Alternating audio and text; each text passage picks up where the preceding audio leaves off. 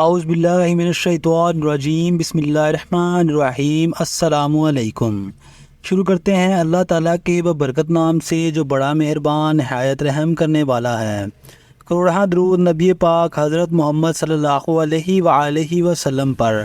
میں امید کرتا ہوں کہ اللہ تعالیٰ کے فضل و کرم سے آپ سبھی لوگ خیر و عافیت سے ہوں گے۔ آج کی ویڈیو کا ٹاپک ہے کفار مکہ کا نبی کریم کو مصیبت میں ڈالنے کے لیے ایک منظم قدم۔ ابن اسحاق کا بیان ہے کہ ایک دفعہ عراش کا ایک شخص کچھ اونٹ لے کر مکہ آیا۔ ابو جہل نے اس کے اونٹ خرید لیے اور جب اس نے قیمت طلب کی تو ٹال مٹول کرنے لگا۔ عراشی نے تنگ آ کر ایک روز حرم کعبہ میں قریش کے سرداروں کو جا پکڑا اور مجمع عام میں فریاد شروع کر دی۔ دوسری طرف حرم کے ایک گوشے میں نبی کریم صلی اللہ علیہ وآلہ وسلم تشریف فرما تھے۔ سرداران قریش نے اس شخص سے کہا، ہم کچھ نہیں کر سکتے، دیکھو وہ صاحب جو اس کونے میں بیٹھے ہیں ان سے جا کر کہو، وہ تم کو تمہارا روپیہ دلوا دیں گے۔ عراشی حضور صلی اللہ علیہ وآلہ وسلم کی طرف چلا اور قریش کے سرداران نے آپس میں کہا، آج لطف آئے گا۔ عراشی نے جا کر نبی کریم صلی اللہ علیہ وآلہ وسلم سے اپنی شکایت بیان کی۔ آپ اسی وقت اٹھ کھڑے ہوئے اور اسے ساتھ لے کر ابو جہل کے مکان کی طرف روانہ ہوئے۔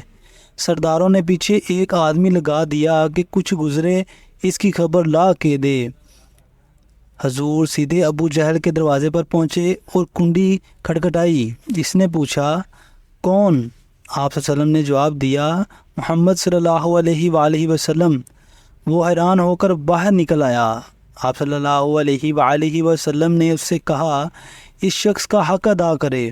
اس نے کوئی چوں یا چاں نہ کی، سیدھا اندر گیا اور اس کے اونٹوں کی قیمت لا کر اس کے ہاتھ میں دے دی۔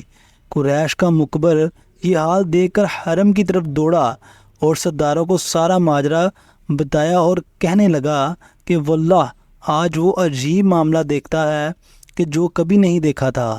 ابو جہل جب نکلا تو محمد صلی اللہ علیہ وآلہ وسلم کو دیکھتے ہی اس کا رنگ افق ہو گیا، اور جب محمد صلی اللہ علیہ وآلہ وسلم نے اس سے کہا کہ اس کا حق ادا کرے تو یوں معلوم ہوتا تھا کہ جیسے اس کے جسم میں جان ہی نہیں۔ ابن ہشام، صحیح اسلامی واقعات نمبر 12۔